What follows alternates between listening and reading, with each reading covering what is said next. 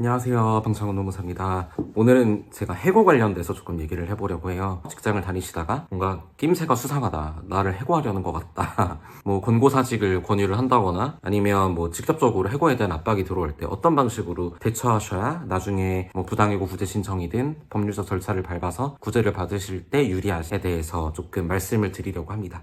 그리고 해고 관련된 뭐 부수적인 이슈가 될 만한 것들에 대해서도 좀 정리를 해보려고 해요. 그래서 가장 중요한 거 첫 번째, 절대 사직서를 쓰지 마세요. 사직서를 쓰는 순간 아무리 날고기는 노무사, 변호사라고 해도 여러분들을 도와줄 수 있는 확률이 현저하게 줄어들게 됩니다. 애초에 사직서를 썼다는 것 자체가 경위야 어찌됐든 해고에 대해서 동의를 하고 그거를 받아들였다라는 식으로 인정이 되기 때문에 여러분들이 아무리 나중에 가서 그거는 뭐 사업주가 쓰라고 그래서 쓴 거지 내가 진심으로 진의로 사인을 한 게 아니었다라고 해도 그 사직서 자체가 진정 성립이 돼서 인정이 될 여지가 굉장히 높아지기 때문에 항상 사직서뿐만 아니라 어떤 서류에든 사인을 하실 때는 신중하게 하시는 게 좋습니다. 뭐 그런 경우가 많아요. 사직서를 써야 퇴직금을 주겠다. 사직서를 쓰건 안 쓰건 퇴직금은 무조건 지급되어야 합니다. 꼭 이 점이 유의하시기 바랍니다. 두 번째, 해고예고수당. 해고예고수당 관련해서 문의 주시는 분들이 많아요. 해고를 이제 당했는데 조금 알아보니까 뭐 30일치 해고예고수당을 지급을 해야 된다라고 나와 있어서 그걸 보시고 질의를 주시는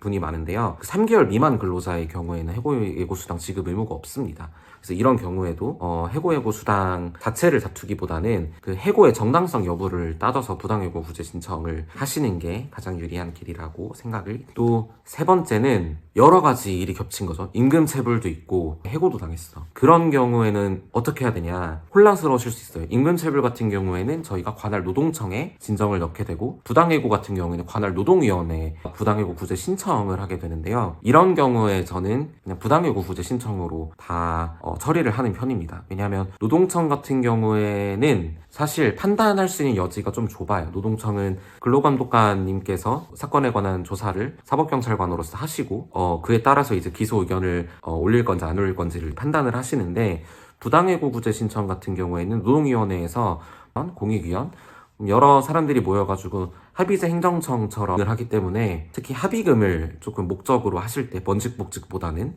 좀 폭넓게 사안에 대해서 다룰 수가 있고 경험상 조금 더 근로자 친화적인 부분이 있습니다.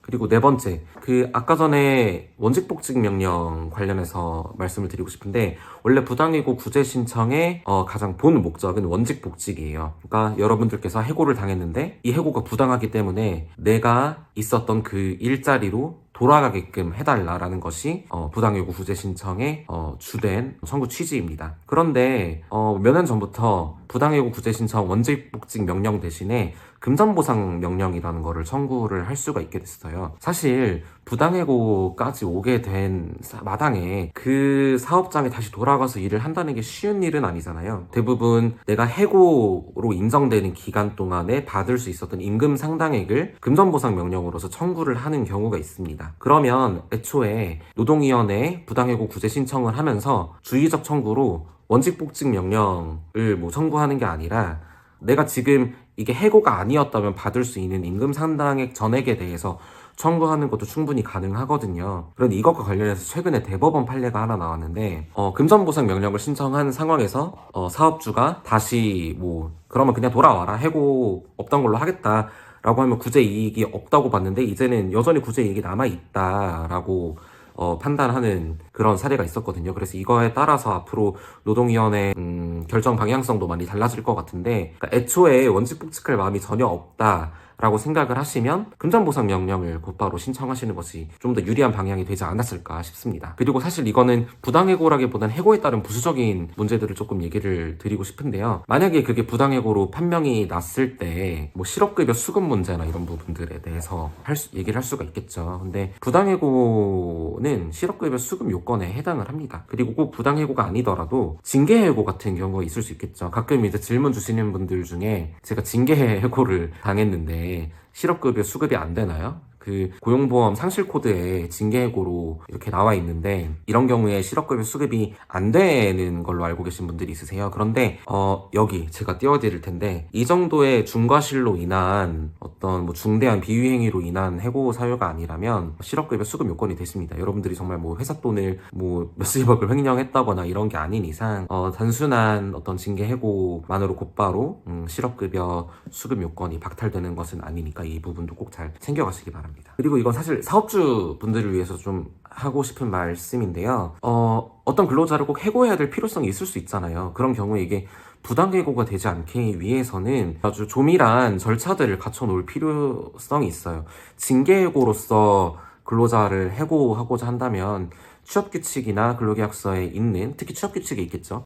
취업규칙에 있는 어떤 징계의 사유나 절차나 양정, 이 모든 것들이 완벽하게 이루어져야 합니다. 이 중에 하나라도, 예를 들어서 절차상의 하자가 조금이라도 발생을 하더라도 그 해고는 무효가 되거든요. 그러면 당연히 부당해고 되는 거고요. 또 근무평정이나 이런 것들을 통해서 통상해고를 하시는 경우가 있죠. 예를 들면 근태가 굉장히 불량하다던가 아니면 어떤 기준에 미달한다던가 뭐 KPI 수준이라던가 이런 부분들에 대해서도 그거를 통해서 해고를 하실 수 있는데 사실 많이 위험합니다. 어떤 평가를 통해서 해고를 하려고 하는 사업장 같은 경우에는 일단은 그 평가 자체가 이 근로자를 해고하기 위해서 일부러 만든 평가가 아니어 다른 동종의 근로자들도 같은 형태로 평가를 받아왔었고 그 평가 자료들이 남아 있어야 하고 그 평가가 절대로 자의적인 것이 어서는 안 돼요. 다양한 평가 지표라던가 평가를 어떻게 할 것인지 그리고 그 점수는 누가 매기는지 또 많은 사람들의 평가가 있으면 좋겠죠. 그래서 요즘 많은 기업들에서는 다면평가 제도를 운용을 하고 있는데요.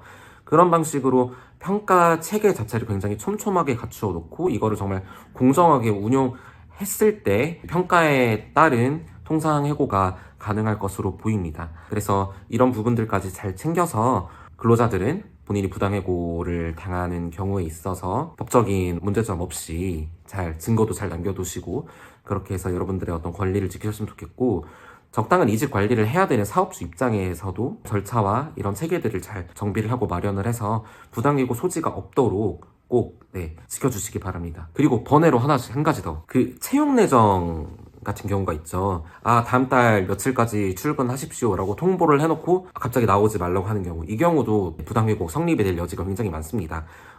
한번 며칠까지 시간을 보고 결정해보겠습니다 라고 말하는 정도로 채용 내정의 취소가 성립이 되지는 않고요. 분명히 몇 월 며칠 몇 시까지 나오셔야 하고 당신의 근로 조건은 이거고 연봉은 이거고 다 통지를 해놨는데 갑자기 나오지 말라라는 방식으로 통보를 하시게 되면 이거는 단순히 채용 취소가 아니라 부당해고가 성립이 되기 때문에 항상 근로자를 채용하고 채용 통지를 할 때 있어서는 신중을 기하시기를 바라고 어떤 경영상의 이유로 갑자기 프로젝트가 취소돼서 더 이상 근로자가 필요 없어서 어쩔 수가 없어 이거는 핑계가 되지 않아요. 그러니까 항상 여러분들의 어떤 경영 사정이나 이런 것들을 꼭 꼼꼼히 따지셔서 우리가 지금 근로자를 채용할 여건이 되는지 아닌지를 꼭 따지셔서 채용 내정 취소로 인한 부당해고가 성립되지 않을 수 있도록 안전하게 인사관리를 하시기 바랍니다. 오늘은 여기까지 하겠습니다. 감사합니다.